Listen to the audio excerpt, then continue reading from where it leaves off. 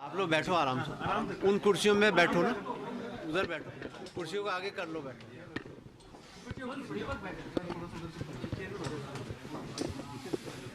Sir जी बिल्कुल, नया साल है सर, हमारे और साथ में आज आप पदभार संभाल रहे हैं सर। चैलेंजेस बहुत है, सरकार भी नहीं है और सरकार की योजनाओं को क्रियान्वित भी कराना है, किस तरह से सर?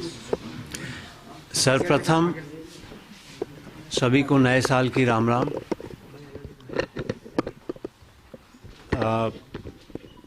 प्रधानमंत्री जी का और मुख्यमंत्री जी का आभार, उन्होंने विश्वास करके इस पद का दायित्व मुझे सौंपा है।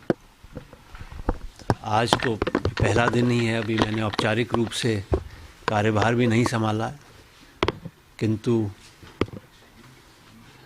प्रदेश के हित में, देश हित में जो भी निर्णय होंगे उनको लिया जाएगा और पूरी निष्ठा, लगन, मेहनत से कार्य किया जाएगा प्रशासन द्वारा, जिससे कि राज्य के नागरिकों को राहत मिल सके। पूरे प्रयास किए जाएंगे कि प्रधानमंत्री जी की और मुख्यमंत्री जी की जो भावना है और एक विकसित भारत बनाने की, उसके अनुरूप प्रशासनिक कार्रवाई होगी और राजस्थान भी एक विकसित भारत का एक मजबूत विकसित राजस्थान का स्तंभ बनेगा। सर माली हालत थोड़ी खराब बताई जा रही है राज्य की, घाटे से तो किस तरह घाटे से उबारने की क्या रहेगी मैकेनिज्म? अभी मेरे लिए कहना संभव नहीं है, क्योंकि जैसा मैंने कहा अभी मैं आया ही हूँ, तो हमारे जो वित्त विभाग के वरिष्ठ अधिकारी हैं उनके साथ चर्चा करेंगे, विचार विमर्श करेंगे और वित्तीय स्थिति को और सुदृढ़ करने के लिए जो भी आवश्यक कदम हैं वो उठाए जाएंगे। अभी स्पेसिफिक मेरे लिए कहना संभव नहीं है। तो दो महत्वपूर्ण चीज़ें जो जनहित से जुड़ी योजनाएं थी, उनका दायरा, जिनका लाभ आम आदमी को मिल रहा है वो कम ना हो, ये किस तरह से फोकस होगा बिना वित्तीय जो बाहर को बढ़ाए हुए, ये एक बड़ी चुनौती रहेगी। ये बहुत बड़े मुद्दे हैं, इसमें गहनता से विचार विमर्श होगा। ऑफ हैंड कुछ कहना उचित नहीं है, तो ये तो सबके साथ बैठेंगे, माननीय मंत्री जी, मुख्यमंत्री जी के साथ जो भी हैं वो डिस्कशन होगा, तत्पश्चात ये निर्णय होंगे। ये ऐसे नहीं कि तत्काल कुछ तय हो जाए।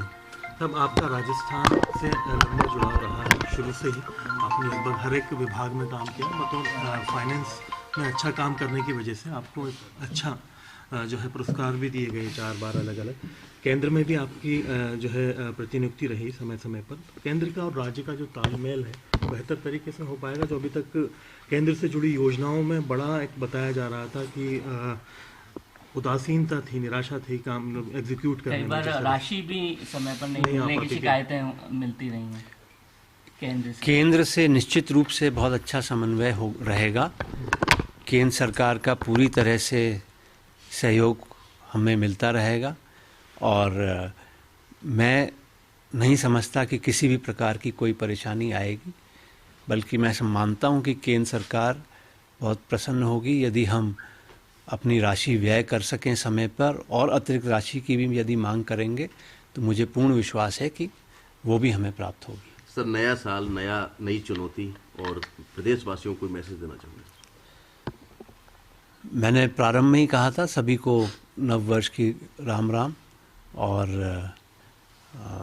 निश्चित रूप से पूरे प्रयास किए जाएंगे आम नागरिकों के भलाई के लिए, कल्याण के लिए, जो भी संभव होगा वो प्रयास करेंगे।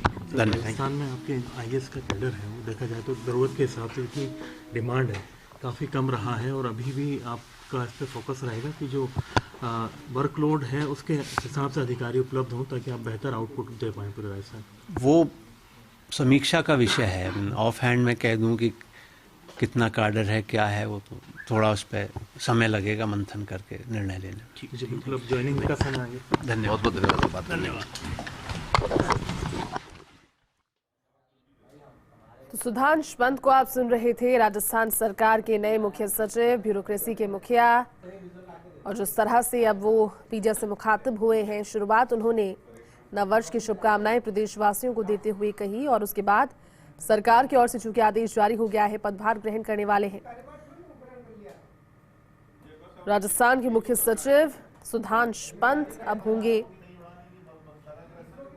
इसके लिए आदेश जारी हो गया है और चर्चाएं भी इससे शुरू हो गई थी क्योंकि बहुत शानदार उनका अनुभव और बहुत लंबा अनुभव उनका ब्यूरोक्रेसी में रहा। ब्यूरोक्रेसी के मुखिया होंगे सुधांश पंत।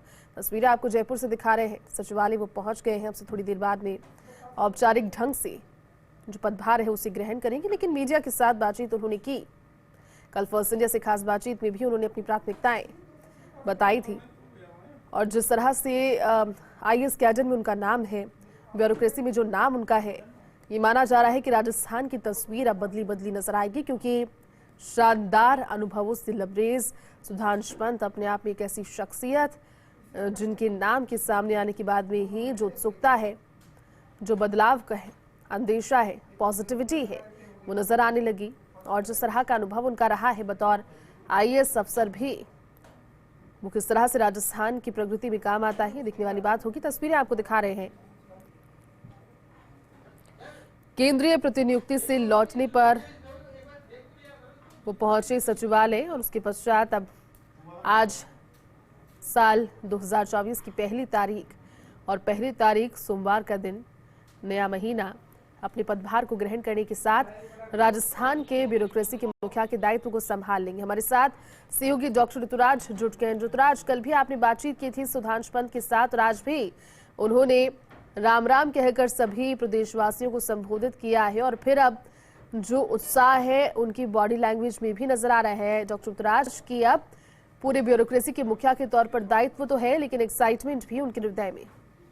जैसे ही सही ऑब्जर्वेशन किया आपने बिल्कुल, और जो उत्साह नजर आ रहा है वो पूरी ब्यूरोक्रेसी में इस रूप में ही नजर आ रहा है जिस रूप में अभी हमने CS से बात करने के बाद देखा। जो आगे की प्लानिंग की बात है तो उन्होंने साफ तौर पर यही बताया कि अभी काफी चीजें सुलझान करना बाकी है क्योंकि मुख्यमंत्री से औपचारिक रूप से बैठक बाकी है, कई नीति और मुद्दों पर चर्चा बाकी है। जो राज्य की माली हालत है उसे लेकर यह कहा कि जो वित्तीय स्थिति है उसको वित्तीय अधिकारियों से बातचीत की जाएगी, उसके बाद कोई बात बताई जाएगी।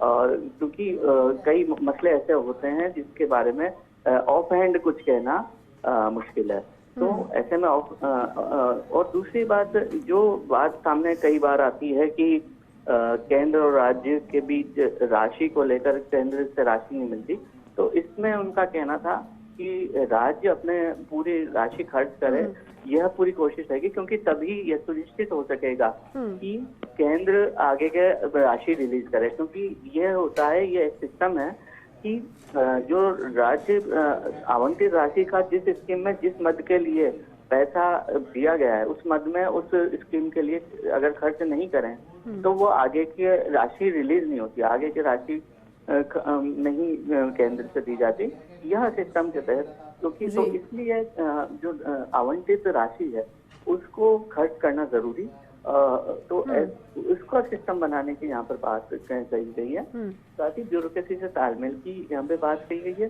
जो कैडर रिव्यू का के प्रस्ताव हैं उनको लेकर ये कहा गया कि इस बारे में थोरोली कुछ नहीं कहा जा सकता क्योंकि पूरा प्रस्ताव किस तरह से है वो और क्या कमी है उसको देखा जाएगा। जो उनका बातचीत में एक सहज लहजा हमने देखा, एक राजस्थान का टच और राजस्थान का अपनापन देखा क्योंकि वो कहीं भी राजस्थान से दूर नहीं थे। जब केंद्र में रहे तो भी उन्होंने यही जिम्मेदारी मुख्य तौर पर संभाली कि जो राजस्थान से जो कोरोना में मदद किस रूप में की जाए, उस रूप में स्वास्थ्य सचिव के रूप में और वित्तीय जो अधिकारी उसके रूप में उन्होंने कई मोर्चों पर अपने काम को संभाला है। बिल्कुल डॉक्टर ऋतुराज, आपका बहुत बहुत शुक्रिया हमारे साथ जुड़ने के लिए, पूरी जानकारी साझा करने के लिए।